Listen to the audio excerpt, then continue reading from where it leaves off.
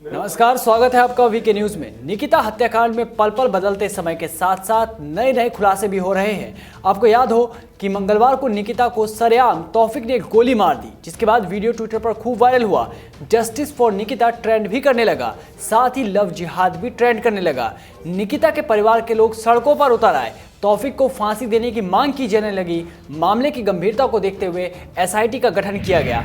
2 लोगों को इसमें गिरफ्तार भी कर लिया गया, जिसमें मुख्य आरोपी तौफिक और रेहान को गिरफ्तार कर लिया गया है। इस मामले में तरह तरह के खुलासे सामने आ रहे हैं। पहला खुलासा ये कि निकिता और तौफिक के बीच 1000 सेकंड तक की बातचीत हुई। इस मामले में ये बड़ी खबर है कि निकिता और तौफिक के बीच बातचीत जारी थी, दोनों एक साथ पढ़ते थे।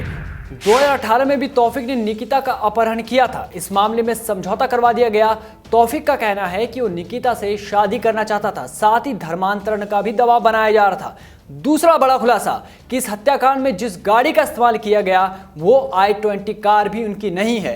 वारदात को अंजाम देने के लिए जिस कार का इस्तेमाल किया गया वो दिल्ली के किसी शख्स के नाम पर दर्ज है। फिलहाल पुलिस ने उस शख्स को पूछताछ के लिए बुलाया है। कार को बरामद भी कर लिया गया। साथ ही ये खुलासा हुआ कि जिस पिस्तौल का इस्तेमाल किया गया था वो भी अवैध है। ऐसे में बड़ा सवाल ये कि ये अवैध हथियार कहां से आया? क्या उस कार वाले शख्स को मालूम था कि ये कांड होगा? हालांकि तौफिक के चाचा ने कहा है कि हथियार के बारे में उन्हें कोई जानकारी नहीं है। अब तीसरा बड़ा खुलासा ये कि तौफिक की मां भी निकिता के ऊपर दबाव बना रही थी। निकिता के पिता मूलचंद ने यह बात कही है। उन्होंने साफ तौर पर कहा कि तौफिक की मां भी धर्म बदलने को लेकर दबाव बना रही है। यहां तक कि यह भी कहा गया कि अपहरण के बाद तुमसे शादी कौन करेगा, तुम धर्म बदल लो और हमारे साथ आकर रहो। सबसे बड़ी बात यह कि तौफिक की मां ने हाल फिलहाल में यह बातचीत की जब निकिता की शादी होने वाली थी। यानी निकिता के पिता अपनी बेटी को डोली में बिठाकर विदा करने की सोच रहे थे। यह खबर जो तौफिक के घर वालों को मिली तो उन्होंने दबाव बनाना शुरू कर दिया। सोचिए, जिसका पिता डोली उठाने के सपने देख रहा हो वो पिता अपनी बेटी के शव को कंधा दे रहा है। किस तरह से उस पिता ने अपने दिल पर पत्थर रखा होगा। यानी इस हत्या में सिर्फ तौफिक और रेहान जिम्मेदार नहीं है, बल्कि तौफिक के घर वाले भी गुनहगार हैं। वो भी बराबर के हकदार हैं जो लगातार दबाव बना रहे थे।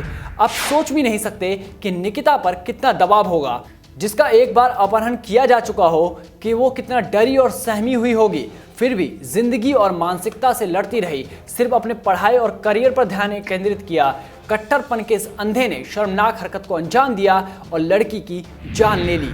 पूरे मामले में तौफिक के चाचा जावेद ने कहा कि तौफिक को जो भी सजा कोर्ट देगा हमें मंजूर है, हम उसके लिए वकील नहीं करेंगे। हम सभी धर्मों को मानते हैं। अगर परिवार लव जिहाद के आरोप लगा रहा है तो हम उसका खंडन नहीं करते। अब क्या फायदा जावेद जी, जिस समय आपको ये समझाना चाहिए था उस समय आप कहाँ चले गए थे? अगर उस समय तौफिक का साथ नहीं देते तो शायद आज एक बच्ची की जान बच जाती। सिर्फ एक परिवार ने अपनी बेटी नहीं खोई है, बल्कि देश ने होनहार बेटी को खो दिया है। धर्म के अंधों और कट्टरपंथियों से भी सवाल है कि हर बार हिंदू लड़की ही अपना धर्म क्यों बदले? अगर शादी एक पवित्र रिश्ता है तो फिर धर्म का आडंबर क्यों? वैसे अभी तक इस मामले में प्रियंका गांधी और स्वराज जी का ट्वीट नहीं आया है, शायद इसलिए कि हत्यारे का नाम तौफिक था। आप बने रहिए हमारे साथ और लाइव अपडेट के लिए देखते रहिए वीके न्यूज़।